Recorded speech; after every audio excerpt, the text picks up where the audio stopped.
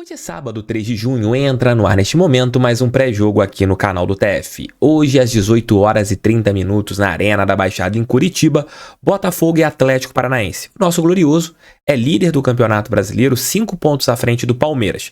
Continuaremos na liderança aconteça o que acontecer hoje, mas dá pra gente pontuar contra a equipe paranaense. Ou levar um ponto ou 3 pontos para o Rio de Janeiro. O importante é seguir pontuando na tábua de classificação e eu tenho certeza que o Botafogo tem totais condições de fazer isso logo mais. Tudo, mas tudo mesmo. E olha, tem situação diferente hoje para a transmissão do jogo, hein? Prestem atenção e espalhem essa informação em seus grupos do WhatsApp, porque muita gente vai se confundir na hora da partida e eu trago mais detalhes daqui a pouco para vocês. Roda a vinheta e daqui a pouco eu tô de volta.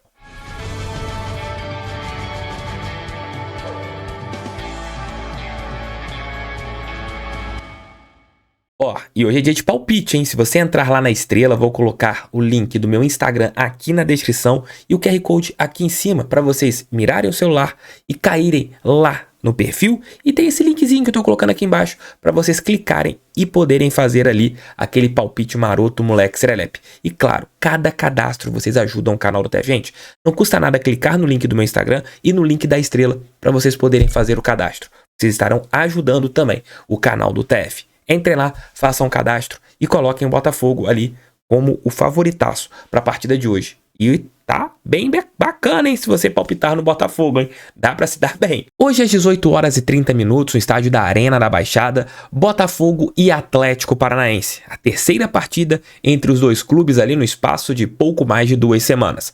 Pela Copa do Brasil, uma vitória de cada lado, lá 3-2, uma virada que acabou custando a nossa eliminação, já que no estádio Newton Santos nós vencemos por 1-0, abrimos 2-0 na última semana, há 2 semanas, e acabamos tomando a virada no segundo tempo e fomos eliminados nos pênaltis jogando muito bem. O duelo de hoje é uma incógnita em relação às duas escalações. Qual o time do Botafogo que vai a campo? Será que o técnico Luiz Castro vai colocar força máxima ou vai dosar o seu plantel? Vai conversar de jogador para ele saber quais levará a campo. O técnico Paulo Turra, daqui a pouco Léo Dantas, vai trazer mais detalhes, também está nessa situação de qual time que ele levará ao campo de jogo. Uma coisa é certa, o Botafogo será líder, aconteça o que acontecer hoje às 18 horas e 30 minutos, mas é importante somar pontos contra a equipe curitibana. Hoje você já tem um entendimento maior do que aquele campo. Há 2 semanas os jogadores jogaram, então já está ali meio que no HD de cada um, a velocidade da bola, como eles precisam jogar, e será importante que os jogadores eles tenham esse entendimento. TF, qual o time que deve ir a campo na sua opinião? Eu acredito em Lucas Perry, Rafael, eu acredito que o de Plácido seja poupado, na zaga Adrielson e Cuesta, e na lateral esquerda Hugo, já que o Marçal sofreu uma lesão e ficará um tempo ausente. Meio campo é a minha grande dúvida, se ele vai colocar Marlon Freitas e Tietê ou se ele vai dar uma oportunidade para os meninos, Breno e Kaique, que foram relacionados. Essa é uma possibilidade que eu não tenho como cravar para vocês que estão acompanhando aqui o nosso giro de notícias com pré-jogo.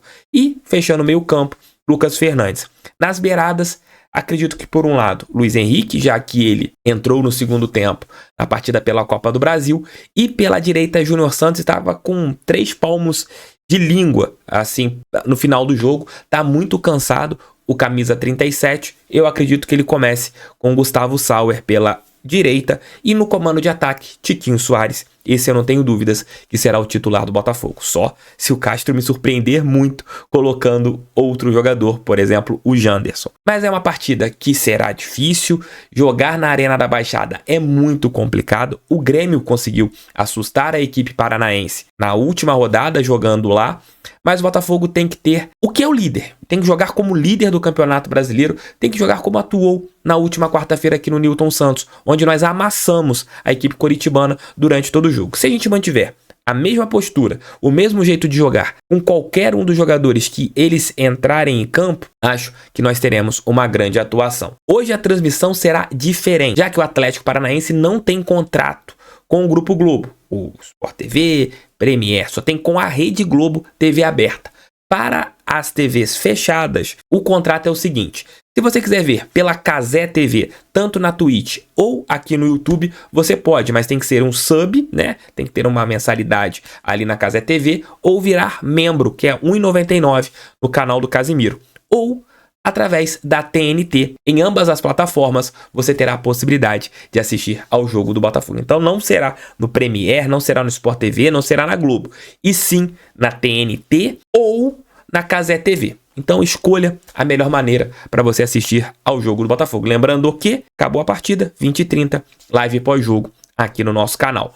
E para falar um pouquinho a respeito do Atlético Paranaense, o Léo Dantas já deve estar até de saco cheio. Terceira vez que ele vai trazer informações. Vamos ver de onde que ele vai tirar mais informações sobre o Atlético Paranaense. Olha aí, Léo. Oi, Thiago. Oi, pessoal do canal. Tudo bem?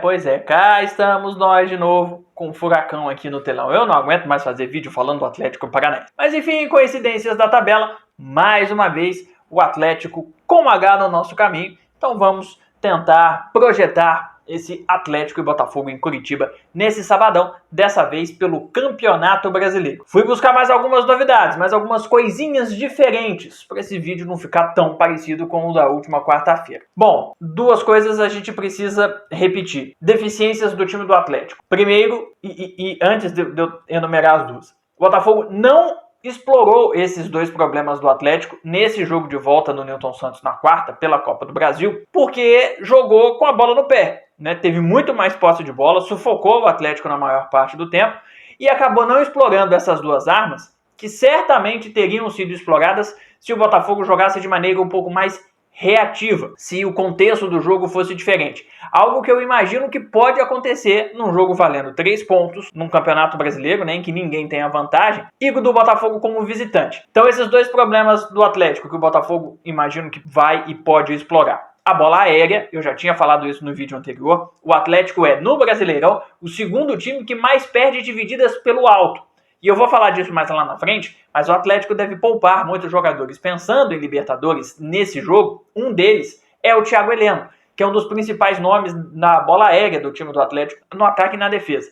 Então, sem ele, eu acho que tende a aumentar o número de divididas pelo alto perdidas pelo time do Atlético. E como o Botafogo tem esse fundamento com muita qualidade, com o Tiquinho, com os zagueiros na bola parada, eu acho que até o Júnior Santos, né, fechando pelo lado direito, então acho que é uma arma que o Botafogo pode tentar usar. A outra, a bola em profundidade. Se o Botafogo der a bola para o Atlético e se defender bem, pode sair no contra-ataque. Fez isso muito bem no primeiro tempo do jogo de ida, né? Também em Curitiba, pela Copa do Brasil. É só a gente lembrar, por exemplo, do gol do Luiz Henrique. Essa bola em profundidade até entrou nesse jogo, né? Foi menos explorada, mas entrou também. O próprio gol do Tiquinho tem um quê de bola em profundidade, o lançamento do pé, um contexto um pouquinho diferente, mas o fundamento é o mesmo. E por que esse é um problema do time do Atlético? Porque os laterais sobem. Não necessariamente os dois ao mesmo tempo, mas ambos têm veia ofensiva. Madison, que deve ser poupado, e o Fernando pelo lado esquerdo, esse sim deve jogar, o que tudo indica. É o que a imprensa paranaense projeta. Com um deles subindo e os volantes participando muito do jogo, vocês devem lembrar que eu trouxe isso no vídeo anterior, ninguém recompõe, porque os volantes não estão colados na linha defensiva. Então, se um lateral sobe, a linha de 4 defensiva vira linha de 3. E, invariavelmente, o Atlético é atacado, principalmente em bolas em profundidade, jogadas em velocidade, em contra-ataques, enfim, com uma linha de 3. O Botafogo atacando com 3 vai existir mano a mano. E aí, na qualidade dos atacantes do Botafogo, dá para levar vantagem sobre o trio que sobrar lá atrás, defensivo do time do Atlético, porque não vai haver superioridade numérica na defesa atleticana. E o Atlético é, inclusive, o time que menos ganha divididas no Campeonato Brasileiro. Para mim, justamente por isso, porque está sempre no mano a mano. Então é mais difícil a defesa recuperar a bola quando você não tem sobra, quando você não tem a dobra de marcação em cima do atacante. Pensando lá no ataque, eu quis fazer um vídeo tentando já projetar o que seria o jogo. Mas está difícil projetar justamente por esse alto número de jogadores que não vão estar em campo. O Vitor Bueno, por exemplo, está suspenso, não vai jogar. Pablo, Thiago Heleno, Eric, Canóbio, Madison devem ser poupados. Então tá difícil projetar o Atlético porque há muitas dúvidas em todos os setores. Mas o fato é, o Atlético Quando tem o Pablo até consegue fazer isso, mas em outras partidas, sem o Pablo, não tenho referência, porque o Vitor Roque, mesmo que seja um cara que está em boa fase, fazendo gols e que seja acionado por dentro em um bom número de jogos e dentro dos jogos uma quantidade razoável de vezes, ele não é um centroavantão clássico, um jogador que movimenta muito, cai pelos lados, tenta articular, tenta triangular, então o Atlético se ressente dessa referência. Eu imaginei que poderia fazer isso, porque vai jogar em casa, mas sem o Pablo já não consigo ter certeza que esse vai ser o expediente adotado pelo Paulo Turra. O Atlético acaba se baseando mais no jogo pelo lado, e aí falta alguém dentro da área para empurrar a bola para o fundo da rede. O Atlético é o terceiro time que mais dribla no Campeonato Brasileiro e o quinto que menos acerta o chute, ou seja, isso mostra o quanto o time consegue ciscar, consegue ter volume de jogo, mas o quanto não consegue traduzir isso, o quanto não traduz esse volume que cria em chances claras de gol. Então, uma defesa bem postada, jogando fora de casa, no caso do Botafogo, pode ajudar a diminuir esse ímpeto e a sofrer muito pouco. O Botafogo praticamente não sofreu jogando em casa. Fora de casa já teve problemas, principalmente no segundo tempo no jogo de ida. Então é preciso ajustar em cima dessas características do Atlético. Pensando no meio-campo, entre esses dois setores, o Atlético costuma ter alguém que faz o papel de meio articulador, mesmo que seja um volante de origem. Nesse jogo contra o Botafogo isso não aconteceu, O jogo de volta, o Atlético tinha a vantagem, colocou 3 volantes para tentar dar mais segurança defensiva, acabou perdendo o jogo, se classificou nos pênaltis. Para esse jogo, há expectativa, inclusive, de que Léo Cittadini e Alex Santana joguem juntos. Isso seria bom para o Botafogo, porque o Cittadini faria o papel de meia, então jogaria mais próximo ao ataque, e o Alex Santana, mesmo que jogue como um segundo volante, nesse caso, é um cara que aparece muito, e que, embora seja forte fisicamente, aparece muito pouco ajudando na defesa. Isso aconteceu no Botafogo e acontece no Atlético agora. É um volante de mais chegada do que de contenção. Então, muito possivelmente, abriria um espaço no meio-campo, dificultaria aquela questão da recomposição lá atrás. Então, acho que seria o melhor dos cenários para o time do Botafogo. Um Atlético tentando ser mais ofensivo no meio, tentando dar mais suporte para o ataque, mas deixando mais espaços para o meio-campo do Botafogo criar. É isso, gente. Não sei que time do Atlético vai entrar em campo, mas esses são alguns dos atalhos que o Botafogo pode tentar usar. Bom jogo. Valeu, Léo. Ficou muitas vezes falando da mesma equipe. Deve estar doido pra falar já da LDU na terça-feira, o Léo Dantas. E você vai deixar seu like, vai se inscrever no canal, vai compartilhar esse vídeo em seus grupos WhatsApp. A nossa live já está programada para você entrar aqui e assistir assim que a pelota parar de rolar. É importante você sempre colaborar com o canal do TF. E para falar sobre um fato histórico, chama o Leozão, Memória Alvinegra. Fala aí, Leozão. Fala, TF, galera ligada aqui no canal, tudo bem com vocês? Mais uma participação minha aqui no pré-jogo do canal do TF, agora para falar com vocês sobre Botafogo e Atlético Paranaense. Lá vamos nós de novo. Mais uma vez vamos falar de um encontro entre Botafogo e Atlético Paranaense. Queria dizer para vocês que vai ser o último, mas não posso dizer porque ainda temos um segundo turno do Campeonato Brasileiro, quando aí sim o Botafogo vai receber a equipe do Atlético Paranaense na última partida de 2023 entre as equipes. Mas o papo agora é o primeiro turno da competição, é o primeiro turno do Campeonato Brasileiro e o Botafogo podendo ampliar a sua liderança mais uma vez. Bom, contra a equipe do Atlético Paranaense são 46 partidas. Mas antes dessas 46 partidas, tivemos 2, e elas aconteceram na década de 60 e início dos anos 70. O Botafogo, em 1968, pela Taça Brasil, venceu a equipe do Atlético Paranaense por 1-0 e o gol foi marcado por Paulo César Caju. 2 anos mais tarde, em 1970, também pela Taça Brasil, o resultado foi diferente. 2-1 para o Botafogo, mas o goleador foi o mesmo. Paulo César Caju deixou a marca dele mais uma vez e também ajudando no placar. Ferretti, bom atacante do Botafogo na década de 70, marcou o gol da vitória do Botafogo por 2-1 contra o Atlético Paranaense. Pelo Campeonato Brasileiro, como conhecemos, de 71 até os anos atuais, Botafogo e Atlético Paranaense foram se encontrar pela primeira vez apenas em 1974 e o Botafogo conseguiu mais uma vitória, 3-1 contra a equipe do Furacão. Desde então, como já disse para vocês, 46 partidas entre as equipes pelo Campeonato Brasileiro e o Botafogo tem 15 vitórias e 7 empates contra a equipe do Atlético Paranaense. Quando esse jogo acontece em Curitiba, o número muda um pouquinho. São 3 vitórias do Botafogo e 4 empates. Vibe de 2008, vou tentar trazer uma vibe positiva aqui. Em 2008, o Botafogo, jogando na Arena da Baixada, conseguiu uma vitória por 3-0 contra a equipe do Atlético Paranaense. Naquela peleja, os gols foram marcados por Jorge Henrique, ou melhor, pela ordem, Lúcio Flávio, Jorge Henrique e Túlio. Que a vibe de 2008 possa tomar conta desse time em 2023, que a gente conquiste a vitória, se a gente puder ampliar, maravilha, mas pelo menos mantendo a diferença que temos, seria muito legal. Grande abraço para vocês, espero que tenham gostado dessa minha participação.